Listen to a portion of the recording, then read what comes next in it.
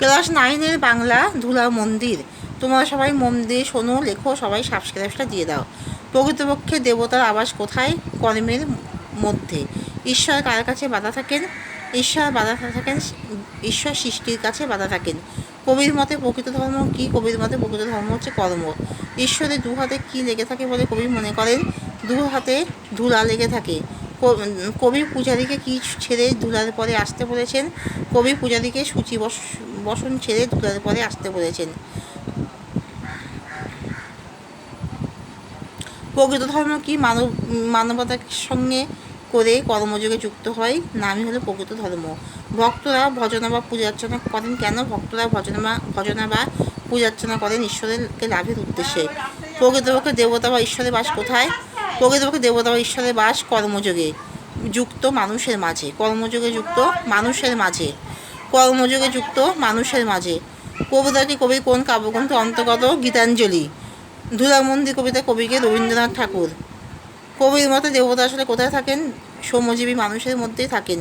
ঈশ্বর বা প্রভু কার নিকট বাধা থাকেন? ঈশ্বর বা প্রভু নিজের সৃষ্টির মধ্যেই বাধা থাকেন। কবিতায় কবি ভগবান বা দেবতাকে কোথায় পাওয়া যেতে পারে বলে প্রকাশ করেছেন? মানুষের মধ্যে পাওয়া যেতে পারে বলে প্রকাশ করেছেন। কবির মতে মুক্তির উপায় কি বর্ণনা করো? কবির মতে মুক্তির উপায় হলো নরেই নারায়ণের অন্বেষণ করা।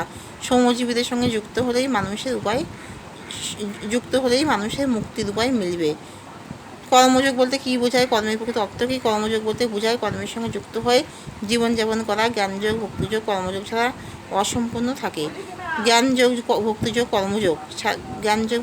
কর্মযোগ ছাড়া অসম্পূর্ণ থাকে। রুদ্র দেবালয়ে ভগবান থাকেন কি? কেন? রুদ্র দেবালয়ে ভগবান থাকেন না, কেননা যত জীব তত্ত্ব শিব, নরেই নারায়ণ, আর তাই মানুষের থেকে বিচ্ছিন্ন হলে ঈশ্বরকে লাভ করা যায় না।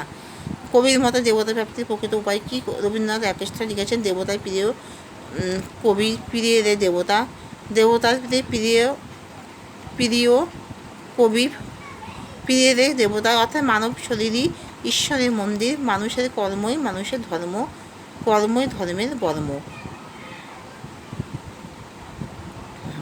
ধুলা মন্দির কবিতাটি সারাংশ লেখো। ভজন, পূজন এবং সাধনার মূল উদ্দেশ্য হল ভগবানের সান্নিধ্য লাভ করা। অধ্যাত্ম পিপাসু মানুষের মনে এটাই মূল ধারণা। দেবতা বা ঈশ্বর দেবালয় বা মন্দিরে বাস করেন, কিন্তু ঈশ্বর সর্বদা বিরাজমান, সব কিছুতে তিনি বর্তমান। প্রকৃত অর্থে ক্ষুদ্র গণ্ডির মধ্যে মন্দিরের চার দেওয়ালের মধ্যে বন্ধ হয়ে থাকেন না। তার ব্যাপ্তি তানুল অনিলে, চির নভ নীলে, জলের গায়ে, শশী তারকায় তপনে। তিনি আপামর খেটে খাওয়া মানুষের কর্মের মধ্যেও আছেন। দুহাতে তার কর্মের চিহ্ন, দুহাতে বর্তমান। সেজন্য পূজারীদের উত্তর দ্বার দেবালয় ফুলমালা চন্দন দিয়ে ভগবানের পূজা করার কোনো যৌক্তিকতা নেই। কবির মতো দেবালয়ে অন্ধকারে কোথায় দেবতার সন্ধান করা নিষ্ফল। এখানেই শেষ করলাম।